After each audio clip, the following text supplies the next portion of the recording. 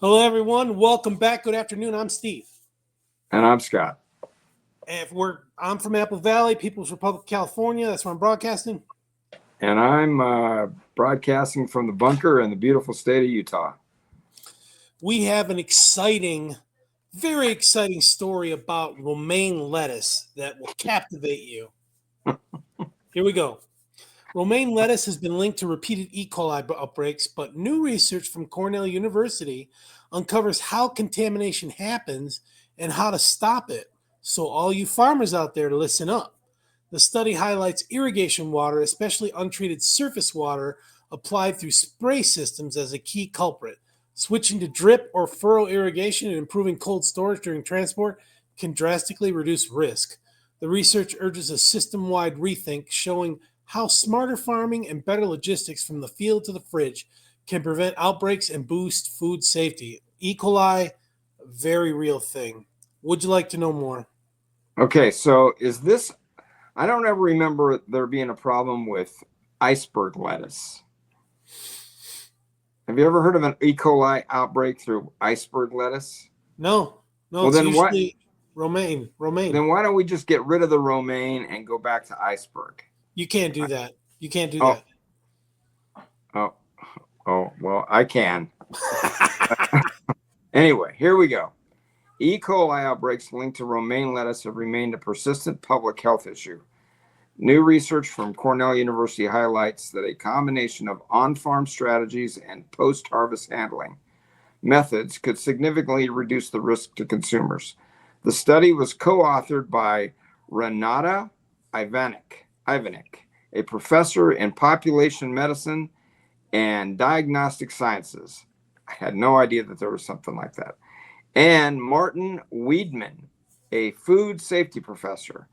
Their findings emphasize practical steps that could meaningfully enhance the safety of romaine lettuce grown and sold in the U.S. Quote, this study supports that interventions should focus on reducing procedure contamination via contaminated irrigation water, on assuring that produce washes applied during processing consistently deliver reasonably high reductions of bacterial numbers, and on improving temperature control during distribution, Weidman said. All right, going on with the quote. We try to describe the system as holistically as possible to account for different risk factors and how they could have interactions. That was from Ivanek. And then we're going to go on. There's not just one intervention that will save us all. We spent a lot of time trying to understand the pre-harvest component, especially the irrigation water piece, and how much risk can be explained by that. The study found that a large portion of contamination stems from the use of untreated surface water delivered through overhead spray irrigation. So there's like a pump that picks up pond water, and could be. The researchers observed that switching to treated water or using alternative irrigation systems such as furrow or drip irrigation significantly reduced the risk. Okay, so I'm just going to throw this out there. Maybe we can have people comment on it, but overhead spray irrigation. Have you ever seen like a pivot system? There's usually a center point for the water, and then it's like a wheel line, but it's elevated. So the sprayers are elevated probably 2 or 3 feet above the crop. Excuse me. So during that when that spray is happening, they're picking up whatever's in the air, right, and spraying it down on the plant. So maybe that is a problem. I don't know. Anyway, quote, while not the most common system, spray irrigation is used in a number of fields for its benefits during germination, its cooling effects on plants, and other reasons. But drip or furrow irrigation reduces the probability that water directly touches the leaves. Ivanek said, acknowledging that switching to these other irrigation systems introduces significantly potential additional cost to the grower. I don't know. That's going to be passed on to the customer.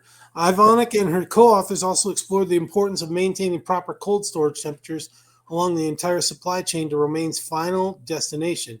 Quote, time and temperature play a role in food safety and also in food quality and shelf life, she said, describing a perfect storm of contamination happens at the farm or processing level, and then improper transportation temperatures allow bacteria to grow.